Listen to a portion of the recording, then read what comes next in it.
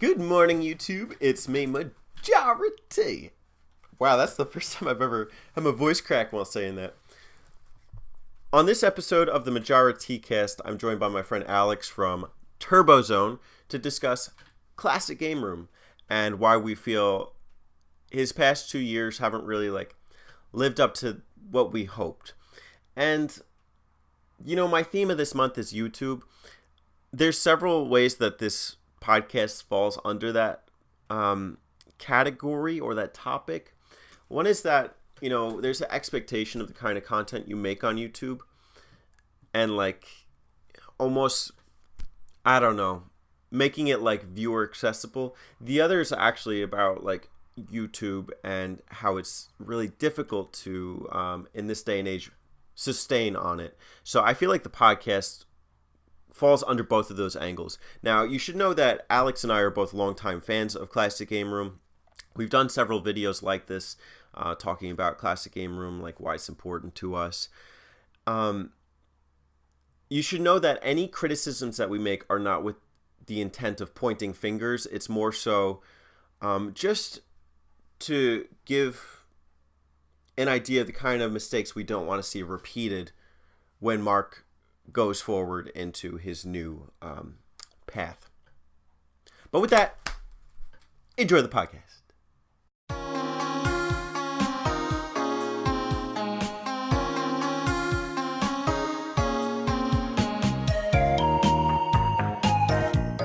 Hello and welcome to not Classic Game Room anymore. The Majora game room? The Tea room? Turbo Game Room?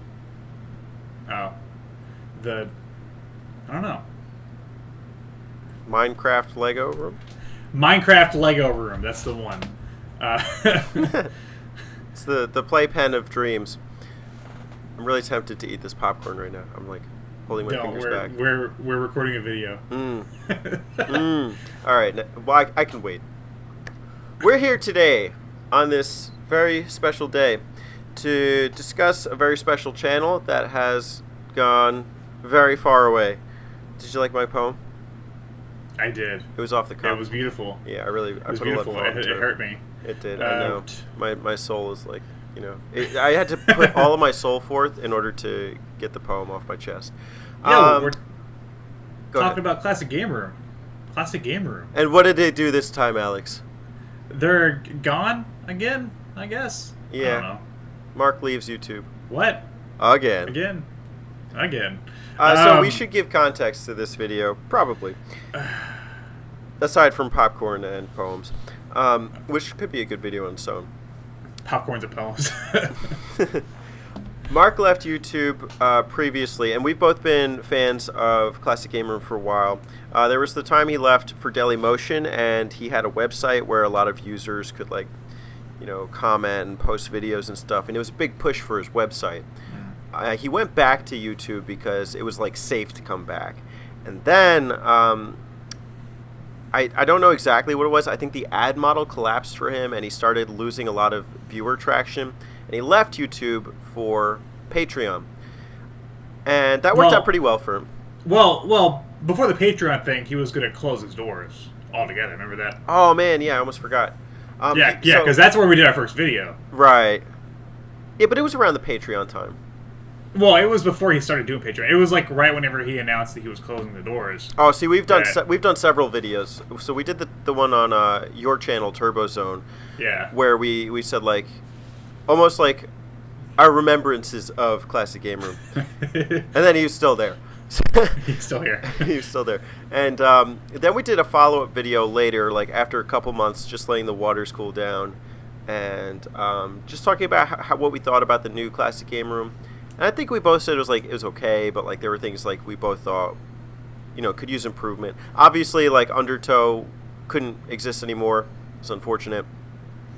But all that was left was him and his reviews. And I think over time, his reviews started getting back to their original form. But with this recent development, I think one thing I noticed is that no matter what he's done over these past 2 years, There is no way he could make his audience happy and survive. Yeah, no, he's just been all over the place, and it's just, yeah. I mean, like, there's no way he can return back to the classic game room. It's just the classic game room. You know what I mean? Yeah, not the game room. Yeah. So for Like- listeners that don't know, the game room is the show that he hosted when he was back in his college days with his friend Dave, and they would literally just sit in front of a table and kind of like do a talk show about like certain games, and sometimes throw some skits and sketches in there. Well, no, like, he can't even turn back to like 2012 classic game room. Like, they've gone so far off the rails now. Would you be more a little specific about that? It's just Mark. It's hard to watch the newer content whenever there is some, because like he's had a few reviews recently. No, like recently, meaning like the last year, that I've enjoyed. I remember he did a Pac-Man month. I like that. And then he did a review for the Wipeout PS4 collection was pretty good, but like every other video, he's talking about his new project. He has a new book coming out. He has a new DVD coming out. A new comic book always is coming out. You know, he's always working on these photos. At one point, he was selling pictures of like just consoles for you to put up on your wall. I guess like it's like every other video, he's trying to sell me something else he's doing. The merch game has been big for him. And you know what? Like, I think we both have been a little critical of this. I actually didn't mind so much back in the Kickstarter days. Like, I got a few dope t-shirts out of it. I'm not mad. I got some cool DVDs that I still play. But the thing is, like, I feel two ways about it.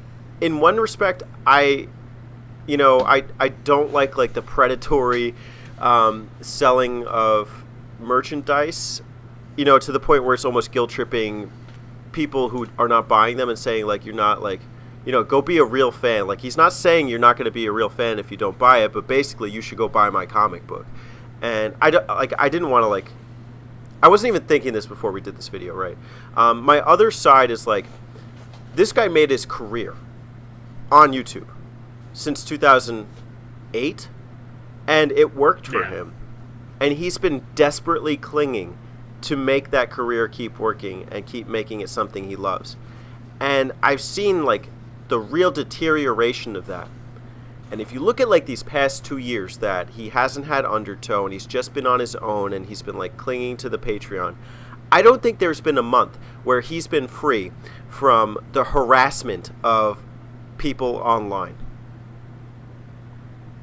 Yeah, I mean, and, like, I do understand Mark's perspective. I mean, it is cool for him to, you know, to create things like his comic book and to have all these other side projects. But that on top of the channel, on top of Patreon, it's just it kind of gives him a bad it's a really bad image, I think, because it comes off as really unfocused and just kind of doing whatever he can to get money. I see that. Because the focus of the channel was technically Classic Game Room. It's not classic comic books and art projects. Yeah, I mean, it'd be cool if he had a separate channel where he just, like, talked about his comics or whatever he's doing. Like, yeah. That'd be I see different, that. but, like, you know, we're coming to Classic Game Room to watch Classic Game Room. And he uses that as a service to sell these other things. Yeah, and, like, I love Classic Game Room. I love Mark. He's a great guy. I love watching him on screen. He has a great on-screen presence. It's just... It's nothing is the same anymore. Like we said, Mark III, like Mark III, that video we were talking about how like the Patreon stuff's getting a little too much. We were like, but we still enjoy the content. It's gotten so far off the rails now. I tuned out after a while. I was just kind of I was sick of like all of the things he was trying to push to me. I think he got better at not promoting things within the videos themselves, because I guess one of the problems I had was that he was using the reviews as those outlets for selling things, and he started to taper off from that, and I noticed his reviews started to get back to Steam, but I don't know, it's just like I don't know that he fully recovered from that either. But now he's gone again. Well, where's he gone? to Amazon Prime. What does that mean? Which means that you have to watch him on Amazon Prime. Well, do you have to pay for him? No, you have to pay for the service. I mean, it's like paying for Netflix or something, you know. My original impression was that you had to like pay to watch his reviews, and I was like, what? Like that? That sounds ridiculous. That would have been dumb. But luckily, I mean, which YouTube has a thing like that, right? They have a was it YouTube? Is it Red or something like that? I forgot what it is. They have a pay to watch service. Yeah.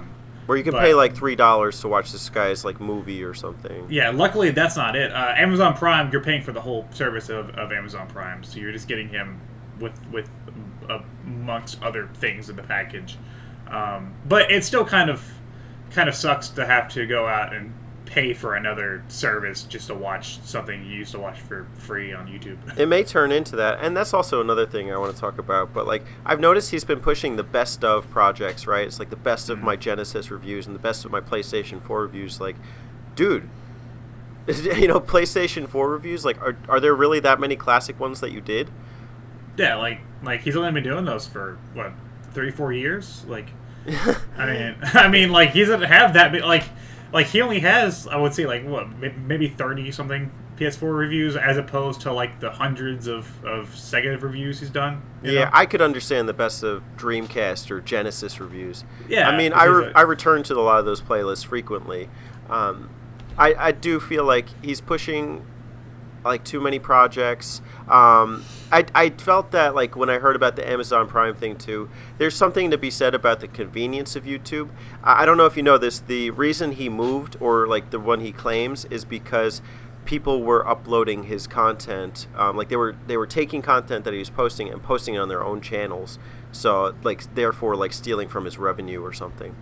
Weird. So, and YouTube wasn't doing anything about it. So that's why he went to Prime. I mean, I could see that as an issue. Mm-hmm.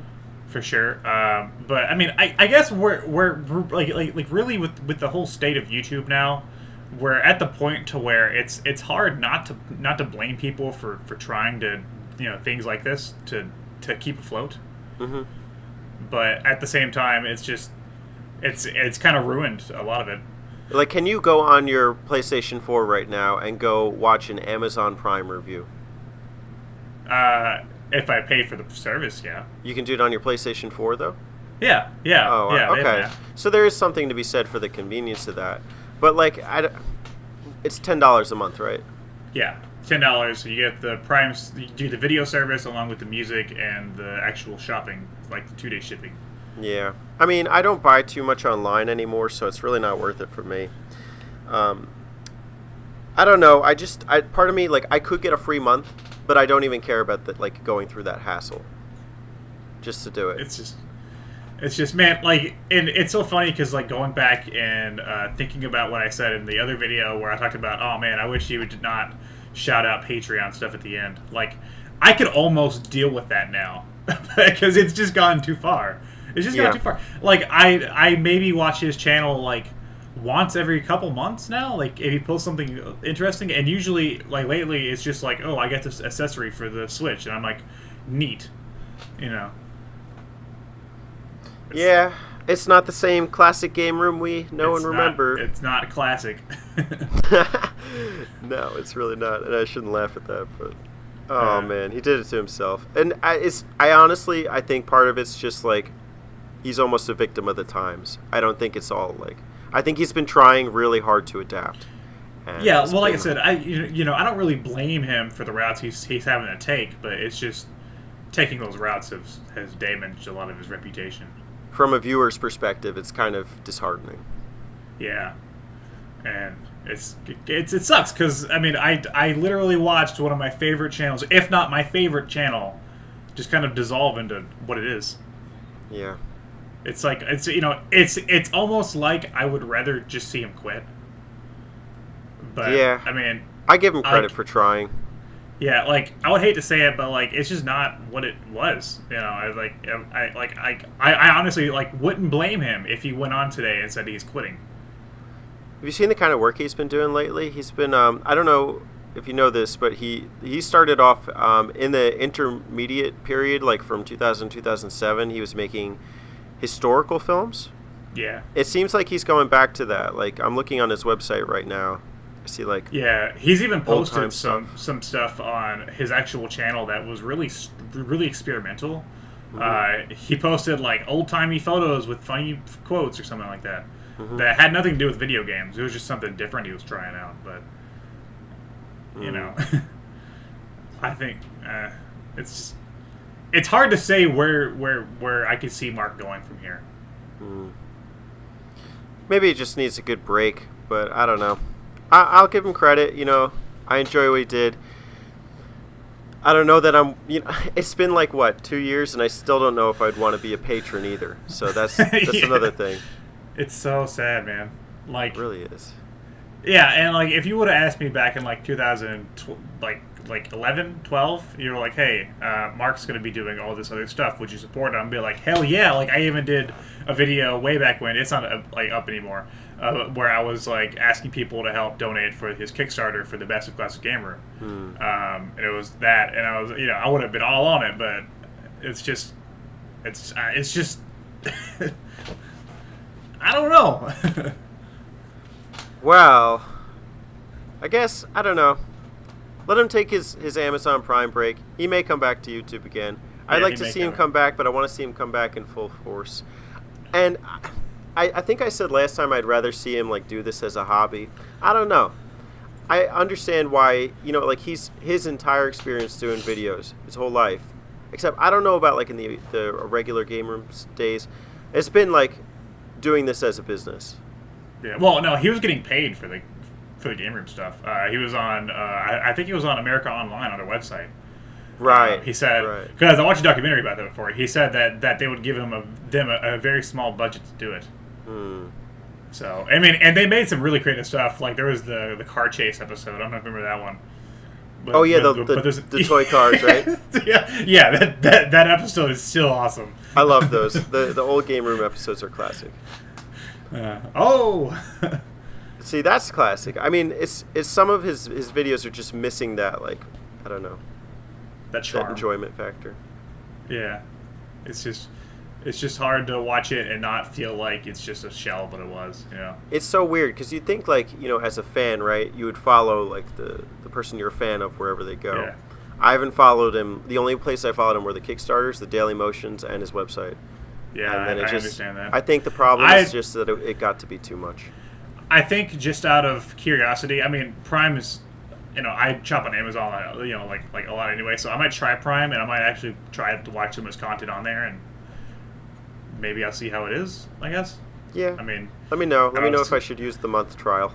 I mean, if it's good review, like if it's solid videos, like if it's like like actual classic game room, like maybe it'll be worth it. There's no Patreon plugs at the end, and there's no Turbo Volcano being shouted out of, and John Soltec or whatever his name is, and then comic book edition of the Volcano. Yeah, and no one's telling me that this is by Ethel the Cyborg Ninja at the beginning. And then you see the best of Patreon supporters. Yeah. Man. Double USB edition.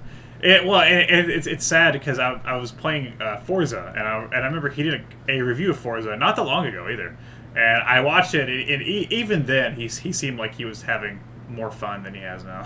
Yeah. With that, I think we're gonna call it early tonight. Is there any last things you got on your mind you want to get off? Just that I wish the best to Mark. I just don't like where the channel is at now, where the Classic Gamer brand is at now. Yeah, I appreciate Mark for everything. I think it's we've said it before, but he's been very inspiring for both of us. So we wish him the best.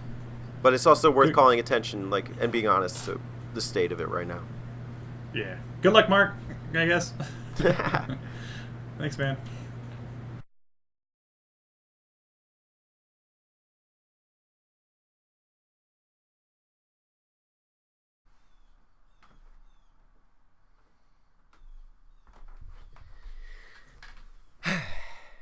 Hey, you're still here? No way! Nice. Well, boy, have I got a plug for you.